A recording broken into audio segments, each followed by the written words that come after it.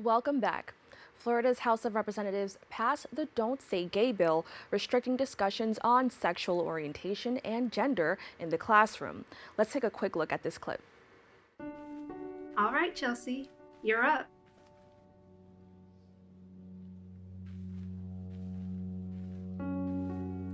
Tell us about your hero.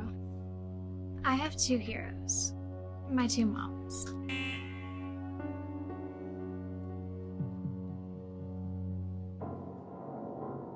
It's okay. You should be proud. Go ahead. Mrs. Thompson, please report to the front office. Joining me to discuss the impact this will have on LGBT youth is Executive Director for the Zebra Coalition, Heather Wilkie. Heather, thank you so much for joining me. Thank you for having me. So, for those who don't know, can you just tell us a little bit more about the Don't Say Gay bill? Yes, the Don't Say Gay bill is a very harmful bill that is passing right now, that just passed in the Senate, and it can have a lot of terrible implications on our young people. Potentially in the classroom, teachers would not be allowed to acknowledge LGBTQ students and their families. So if a kid comes out and says, "Hi, I have two moms," that discussion can't happen in the classroom. Books cannot be read in the classroom that discusses LGBTQ individuals. So essentially, it silences our young people and invalidates their feelings and their experiences. It's a very harmful bill when you think about it from a mental health perspective. The potential impact that it could have on these kids is just massive. Now, you kind of mentioned it, but this directly affects LGBTQ youth in Florida, as well as the community at large, and of course, even here in the Bronx. How will the passing of this bill negatively affect their experience as members of the LGBTQ community? Well, we are starting to see other states and other communities pick up similar style bills. And so it's very frightening to know that Florida is starting what could end up being something that's happening across the country. And, we all have family members in different locations. And I think that it's important to care about our community. There are certainly an LGBTQ community there, and we would want to support everyone there, just like we hope that people are looking at Florida right now. Now, according to the CDC Youth Risk Behavior Surveillance data, many LGBTQ youth suffer from high health and suicide risk than their peers. How will this bill contribute to that? You are right. And that data, oftentimes, it is triple the amount of a likelihood that someone who is LGBTQ would be would have suicidal ideation, thoughts of suicide, depression, and anxiety. And now we know that they don't even feel safe going into schools. If they can't speak to an adult, a trusted person about the way that they feel, then how is that going to impact their mental health? We do anticipate that there will be a need to step in and provide additional support for these young kids.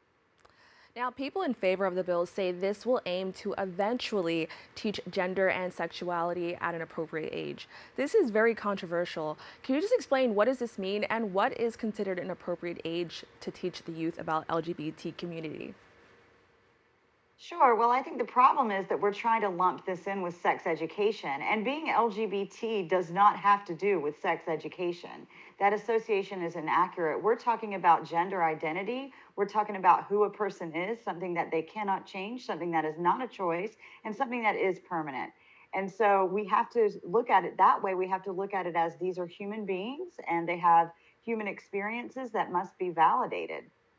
I'm really happy that you brought that up, and I kind of want to focus on that a little bit. People tend to group gender and sexuality together all the time. Can you just explain, why we are seeing that whenever we have these conversations?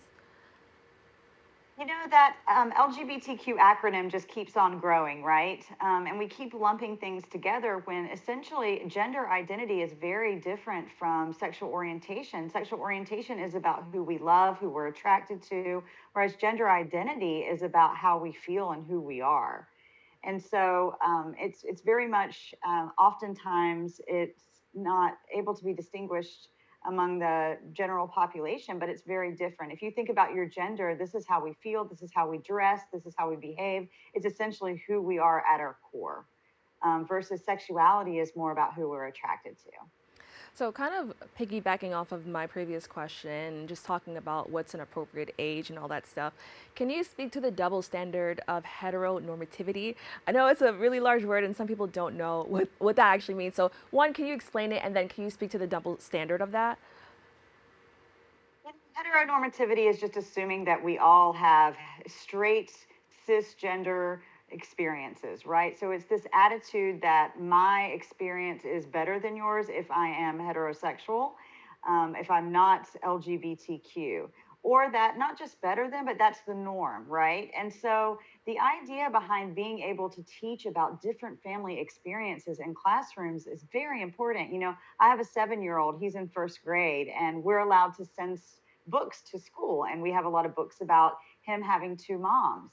And, if this law is passed, the teachers would not be allowed to read that book. And most likely it is going to pass. And that to me, it's just very sad as a parent to know that my kid would not feel welcome or not feel validated in his classroom.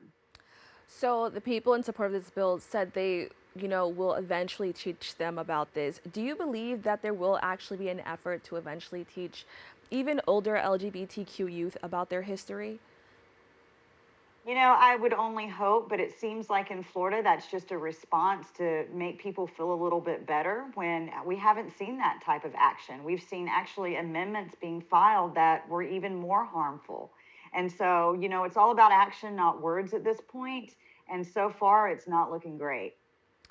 Now, I want to know, are schools even doing that now? Are schools teaching children about LGBTQ history? Some schools do, and that's really up to the teachers. And we're just now starting to see some states, mostly not Florida, some states incorporate LGBTQ history into their curriculum. Ideally, that's what we would like to see moving forward.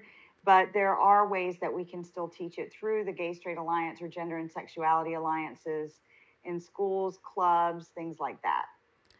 So, what I think that's really scary about this bill is that kids can no longer use school as a safe space if they're exploring their identity.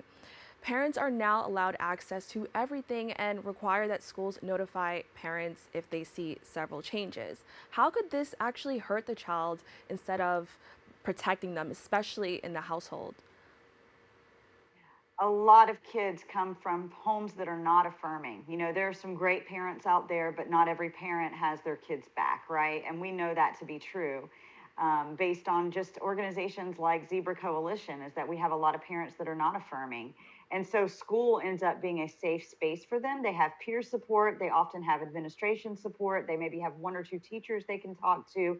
If this law goes through, that means that they don't have that safety net. And I'm here to protect kids. Kids are humans. And whether we want to believe it or not, because we may have an idea as a parent of what we can control, at the end of the day, by not talking about this issue doesn't help anything. It's just putting it under the rug. And what message that sends is that I'm not valid, that I'm not okay, that my experiences aren't valid. Now, resistance has been strong, and high schoolers have begun protesting against the bill. What are your thoughts on this? I love to see that. That was wonderful, and I'm still seeing it. The kids are doing walkouts across the state of Florida. I've even seen some across the country. We've had teachers who are supporting them, principals supporting them.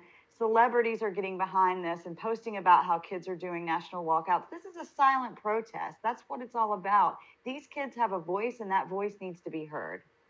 And can you tell me a little bit about the Proud to Say Gay March? I know that was something that was also really huge, and a lot of people just kind of talking about their experience and saying, like, I'm not going to stay quiet. Can you just tell me about that?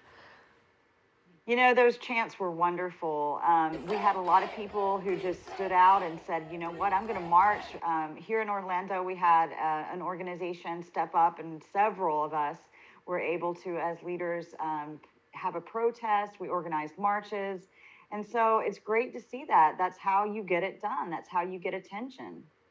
And I also want to bring up large organizations because Disney recently got into some hot water for their stance on this, and people have been talking about either they were silent or supporting people who were in favor of this bill. What are your thoughts on that, on organizations and not speaking out against certain things like this? This is the moment to stand up for these kids. This is the moment to say, hey, as a company, as an organization, we support your voice and we want you to feel like you are valid and that we understand you and love you. And this is an opportunity. And so it's unfortunate to see that some companies aren't taking that opportunity, or they're doing the opposite and, silencing these kids, or saying that, it doesn't matter how you feel. That's the message. And remember, these kids are going to grow up and they're going to make decisions about how they support these corporations. What are some ways that allies could be supportive to the LGBTQ community during this time? Because I think a lot of people talk about being an ally, but now is something happening in history. How can people actually support this community? Allies are so important to this conversations. We need allies to be able to have our movement and to move our movement forward, right? And so I would say talking about the issues, sharing your own experiences with your friends and family members who are LGBTQ, educating yourself on these issues, making sure that you're talking about them at the table, making sure that you aren't quiet about it on social media. Let your voice be heard. We need everybody at the table to build an army to stand up against these kids, or to stand up for these kids. Now, we have just a few minutes left. Can you tell me a little bit more about your organization and the resources you provide? Sure. My organization, the name is Zebra Coalition, and we are an LGBTQ plus youth organization. We provide services for youth ages 13 to 24. Those services include primarily mental health support, housing, and we have a drop-in center in Central Florida where we're able to see young people who may be experiencing homelessness or just need a sense of support and have the ability to see their peers. So organizations like ours exist across the country. There's actually a network called the centerlink.org where you can look up youth LGBTQ organizations like Zebra Coalition. You can also go to our website at zebrayouth.org to find out more about what it is that we do. And before I let you go, can you just give a quick message to the LGBTQ community here in the Bronx, but of course all over this country and even the world? Absolutely. First of all, we see you. Your voice matters.